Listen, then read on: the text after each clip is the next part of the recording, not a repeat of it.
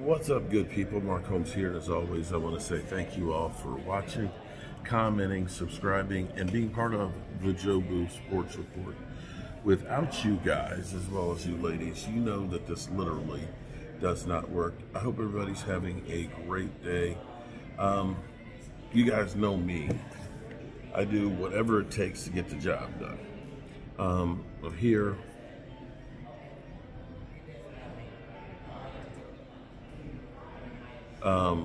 at the in Burlington.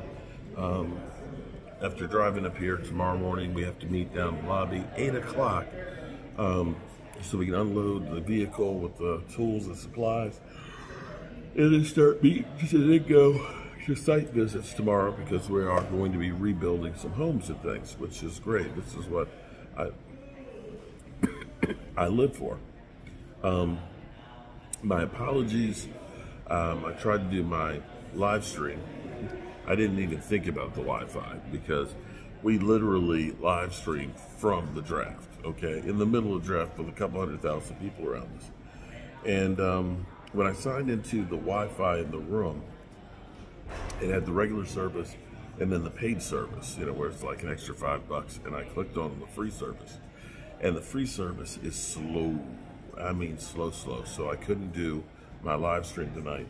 And I was just like, okay. I said, I'll tell you what. I said, I'm going to do a condensed version of it. I'll do a short version of it, you know, 15 minutes or so, just so I can get it down and up to you guys. And it is, started uploading it. It's been an hour, and it's only 14% of it uploaded. And that's actually pretty good now, because I tried to go back and reset the login so I could pay for the service, and it wouldn't let me do that. I called downstairs to the front desk and talked to them about it, and there's like, oh, well, just forget the network and then re-sign in on it, and you should be good. And it just automatically keeps connecting to it. It wouldn't let me go back to it. So I came down to the lobby, brought my phone, and she's working on my phone. She's a younger girl, definitely knows more about phones and technology than this old ass does, and tried to get to work. And she's like, I don't know what we can do. She's like, unfortunately, I won't be able to do anything about it until the tech guy and the manager come in the morning. And I'm like, I said, listen, I got to get this stuff up for my fans. I said, and I'm tired. She said, well, I can give you the Diamonds password for the Wi-Fi. That's the Diamond Rewards. That's much faster here in the lobby. And so, you know, we can get it straight. And, you know, they're taking good care of it. They're not doing a Marriott like they did with Michael Irvin or anything. So I'm down here because I want to upload that to you guys, because that's what I do. I feel like the mailman that either rain, sleet, or snow is going to keep me from doing what I got to do. And since I've been on with you guys, it's now up to 16%. But we got to get to 100%. So I may be down here for at least a half an hour, maybe longer. But I want to give you guys some thoughts, or ask a question. Do you believe that Jared Goff is worth being the second highest paid player in the NFL? Just a real question. I think about Matthew Stafford. You know, here's the thing.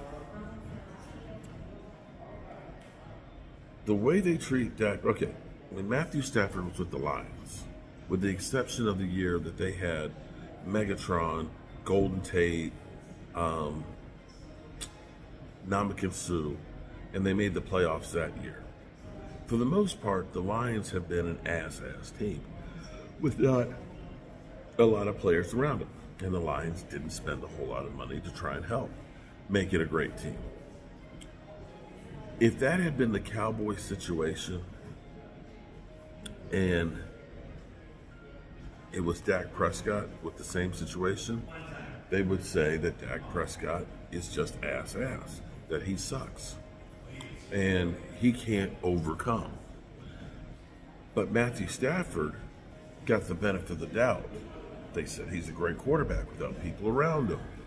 And goes to the Rams, where they literally put everybody around him. They put all kinds of talent around him. And when they lost players, they went out and they got an Odell Beckham. They got a Von Miller. You know, they already had an Aaron Donald in his prime and things. They had great players.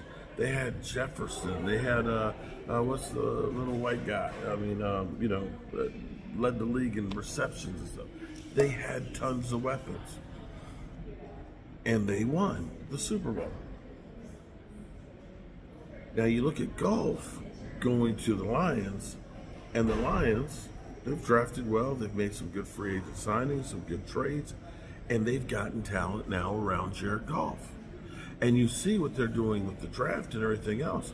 They have built a great team to go around Jared Goff. And Jared Goff, the casual fan who doesn't understand football, where it's a team sport, will look and say, well, Jared Goff's a great quarterback. He ain't Joe Montana. But you give talent around a guy, you give a team around a guy, an average quarterback can be good. We, on the other hand, have a good quarterback, but we constantly continue to take talent away from him. We don't ever see the Cowboys go out there like other teams and say, let's get more pieces to go around them. We literally have our owner saying that we're going to do more with less. They're the only team out there saying we're going to do more with less. Everybody else is trying to do more with more. And because they like the publicity, I guess they like to hear, you know, is CeeDee Lamb going to get a contract? Is Dak? Is Micah Parsons? You know, and things. So that's more important than actually doing business. Because doing business the right way doesn't create the headlines. It doesn't create the hype. It doesn't create the buzz that the Joneses crave so much. What it does bring is actually a better team. And this is where it's disappointing to me when I literally see it. It's like,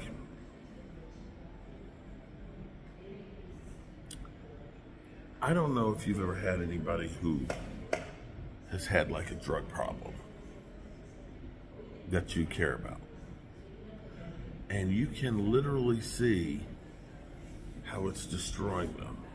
That you look and say, it's not going to be too much longer before this takes your life. You love them, you care about them, and you try and warn them, you try and tell them what they're doing. You try to help them, you try to do everything. And they always say a crackhead will break your heart because they get you to buy in, because it's like a cycle. They go out, they get strung out and everything else, and then it's like they hit rock bottom for a minute, and they say, oh, I want to change, and they need to get cleaned up and things, and they start getting back to being like a regular person again. You start saying, maybe this is the time that they're going to change and get right. And you go full force into it. You believe in them and things. And the next thing you know, I can't snap my fingers. My wrist is killed. I can't even snap my fingers right now for holding the steering wheel for too long. But you believe. Next thing you know, your change jar is gone. All your change. And they're gone. And that's how it feels with the Cowboys. You sit there and say, listen, last year, you knew last year you need to get Micah Parsons a deal done. You knew you need to get CeeDee Lamb a deal done. You knew you need to get D-Law a deal done. And you wait until, you got a franchise tag on. And then, after sign a deal on them after that. And you look at this and you say, it's going to cost you more money. Why are you waiting? Why are you doing the stupid stuff that hamstrings you? You can't get out of your own way. And that's where I feel like I'm in love with the crackhead when it comes to the Cowboys. And so here it is. The cost of Dak Prescott, I've been said for a couple weeks now, Jared Goff's working on his deal. Tua's working on his deal. Trevor Lawrence is working on his deal. And you don't know about some of these other teams that say, you know what, let's get ahead of this and pay our guy an extension to lock him up. Because as much as you Cowboy fans that hate Dak Prescott just seem to think, let's just get another quarterback. It's not that easy, bro. People will say, you just love Dak Prescott. You know, you act like he's going to be 98 years old, and I'm going to still say he needs to be the quarterback of the Dallas Cowboys.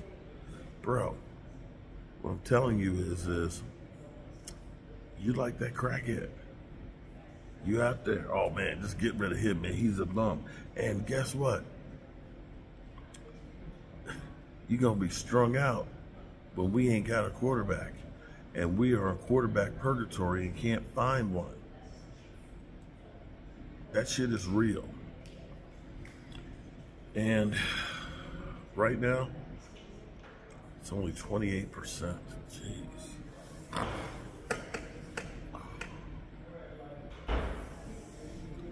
I hope my battery lasts long enough to get this other video put up.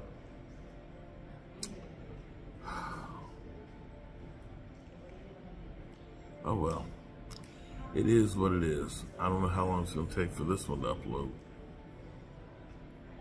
So, maybe by tomorrow morning before I have to be out of here at 8, or be down here at 8, these will be uploaded.